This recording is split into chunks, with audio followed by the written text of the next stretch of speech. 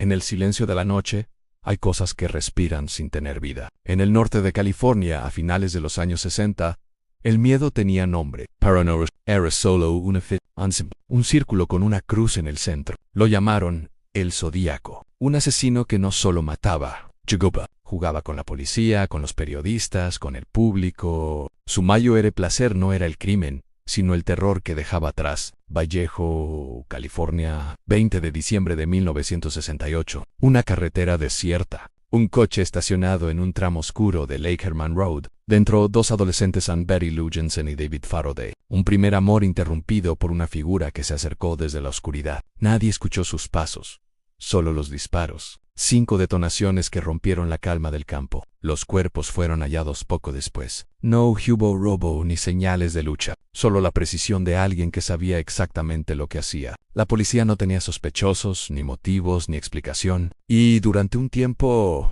pensaron que se trataba de un crimen aislado, hasta que el Zodíaco decidió hablar. Blue Rock Springs, 4 de julio de 1969. Un coche similar, otra pareja, otra noche de verano. Darlene Ferran y Michael Mageau estaban conversando cuando un vehículo se detuvo detrás de ellos. Las luces altas los cegaron. El conductor se acercó lentamente, linterna en mano.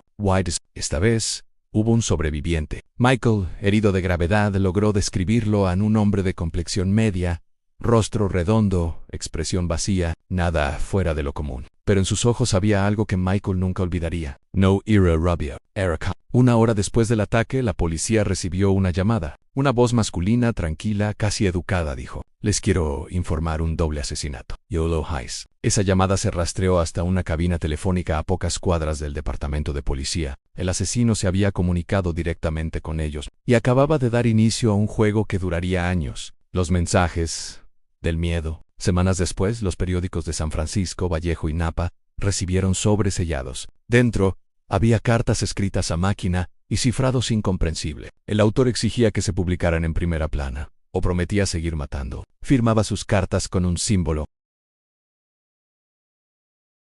Un círculo cruzado por una línea horizontal y otra vertical, el emblema del Zodíaco. Sus palabras no tenían remordimiento ni propósito político, solo diversión. En una de las cartas, escribió: me gusta matar porque es más divertido que cazar animales salvajes en el bosque. El hombre es el animal más peligroso de todos. Los expertos en criptografía, los periodistas, los detectives, todos se sumergieron en sus códigos. Ono Dielos, conocido como el cifrado 408, fue resuelto por una pareja común, Donald y Betty Harden. El mensaje completo fue aterrador. No había nombres ni razones, solo una confesión de placer. Cuando muera, renaceré en el paraíso y todos los que he matado serán mis esclavos.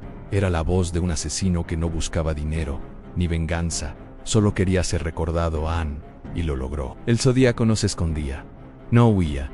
Ann escribía, no observaba cómo los periódicos publicaban sus palabras, cómo las familias de las víctimas se desmoronaban al leerlas. Para él, cada titular era una medalla. California se convirtió en un tablero, la prensa en sus peones y la policía en su enemigo favorito. El miedo se multiplicaba. Cualquier llamada anónima, cualquier coche estacionado en la oscuridad, podía ser él el asesino que nunca corría, el asesino que siempre estaba un paso adelante. En ese año 1969, el Zodíaco no solo mató personas, mató la idea de seguridad.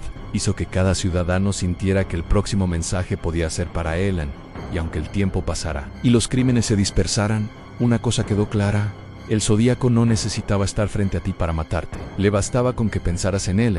El miedo es un arma, y el Zodíaco sabía usarla. Cuando sus primeras cartas se publicaron, los titulares explotaron como pólvora. La gente ya no dormía igual. Cada sombra parecía esconder un rostro sin nombre, cada llamada nocturna, una amenaza disfrazada. Pero el asesino no buscaba silencio.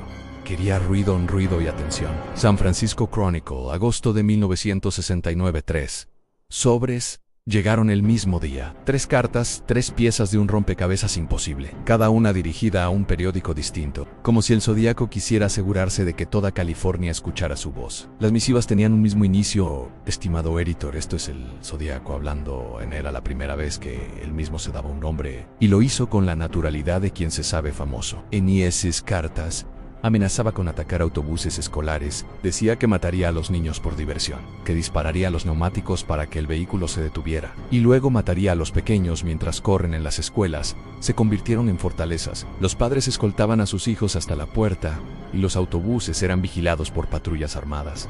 El miedo, otra vez, se convertía en espectáculo, y él era su director, el asesino invisible. La policía recibía pistas, llamadas, testimonios contradictorios, pero el Zodíaco no dejaba rastros físicos, son solo palabras. A veces, una carta llegaba con fragmentos de ropa de las víctimas, o con trozos de tela manchados de sangre. Cada detalle diseñado para confirmar lo impensable era él.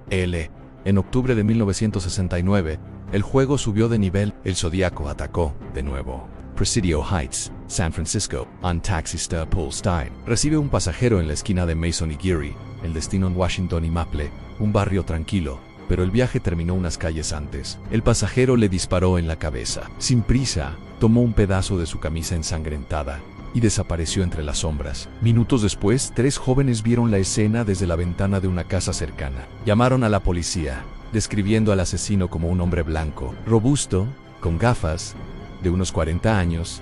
El error fue fatal. La policía, por un malentendido en la comunicación, buscó a un hombre negro, y el verdadero asesino caminó frente a una patrulla, sin que nadie lo detuviera. Más tarde, una nueva carta llegó al San Francisco Chronicle. Dentro, un fragmento de la camisa de Paul Stein y una nota burlona. Vieron a un hombre blanco, pero no lo detuvieron. Yo estaba allí hablando con sus agentes.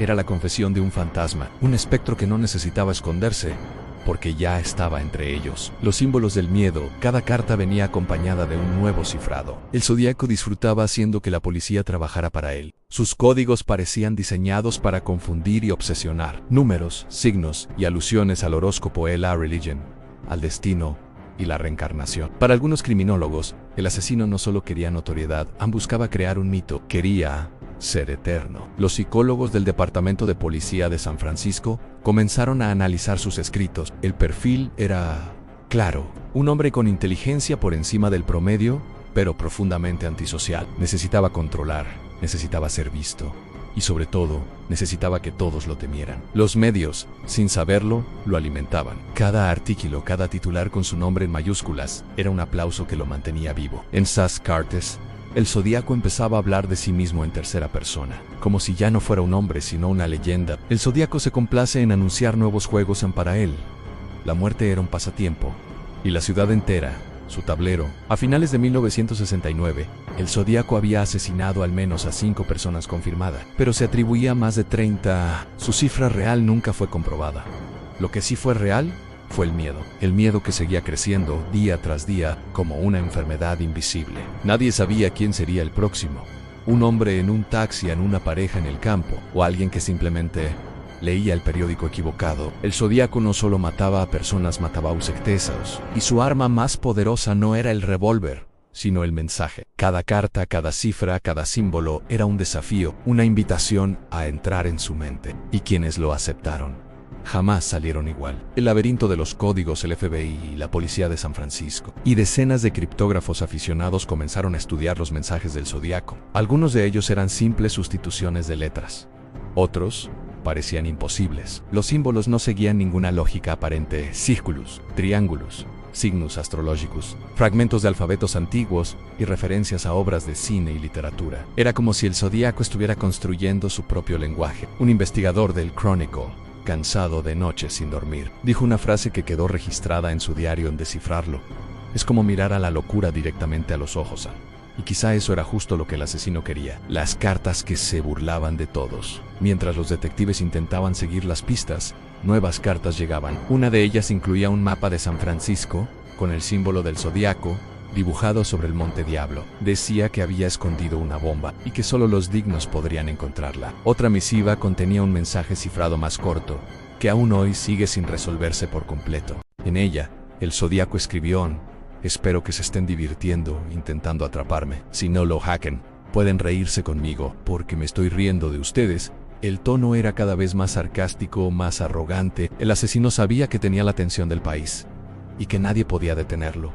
los que lo persiguieron, y fueron perseguidos. Los investigadores comenzaron a obsesionarse. Algunos se llevaron las copias de los códigos a sus casas, pasaban las noches dibujando símbolos en las paredes, tratando de encontrar patrones ocultos. Uno de ellos, un veterano del Departamento de Policía de Vallejo, confesó años después que llegó a soñar con el zodiaco. Lo veía Dupai, en silencio, frente a su cama, sosteniendo un pedazo de papel. Y, en el sueño, el símbolo del círculo cruzado se grababa en su frente. El hombre que quiso entenderlo todo entre los periodistas, uno se volvió pieza clave. Paul Levery, del San Francisco Chronicle. Era el único que se atrevía a escribir artículos dirigidos directamente al zodiaco, y eso lo convirtió en su nuevo objetivo. En una de sus cartas, el asesino le envió un mensaje personal. Querido Avery, eres mi favorito. ¿Te tengo reservado un regalo? El regalo nunca llegó, pero Avery empezó a recibir llamadas anónimas, notas en su coche y símbolos tallados en las paredes de su edificio.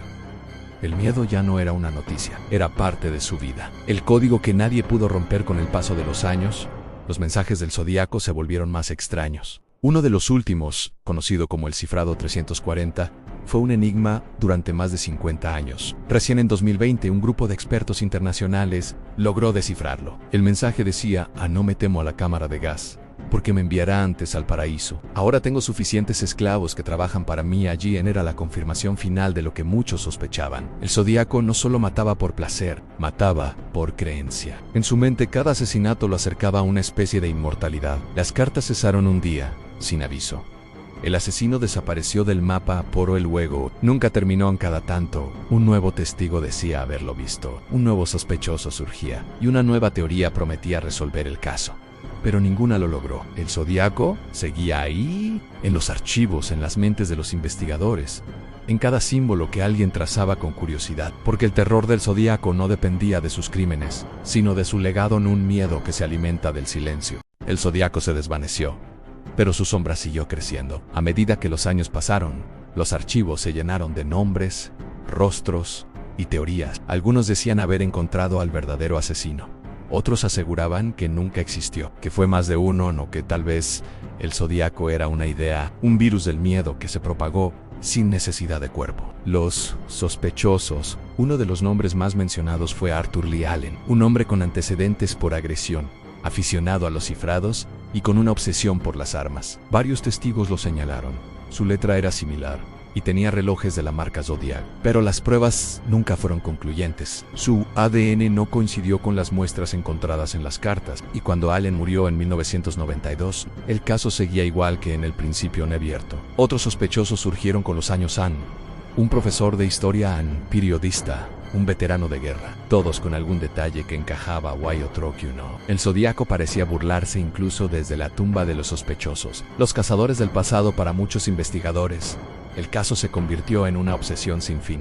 Algunos siguieron persiguiendo pistas durante décadas, aún después de jubilarse. Había noches en que los más veteranos confesaban soñar con el símbolo del círculo cruzado, dibujado en el cristal de sus ventanas, como si alguien lo trazara desde afuera, con el dedo, solo para recordarles que él seguía ahí. El tiempo, su mejor cómplice. El zodiaco sabía algo que todos los demás olvidaron. El miedo no muere con el tiempo, solo cambia de forma. Hoy, más de medio siglo después, sus cartas siguen en los archivos del FBI. Sus códigos aún se estudian, y su nombre se pronuncia con la misma mezcla de fascinación y terror. Cada generación cree estar más cerca de descubrir la verdad, pero el caso sigue abierto, y el silencio del asesino es su mayor victoria. Al final, el zodiaco logró lo que quería. Su cuerpo puede haber desaparecido, pero su historia lo volvió inmortal. En cada documental, en cada foro, en cada intento de descifrar una pista más, el zodiaco sigue respirando, porque su verdadero crimen no fue matar, fue hacernos mirar el miedo y llamarlo por su nombre. Y ese nombre, aunque nadie se atreva a decirlo en voz alta,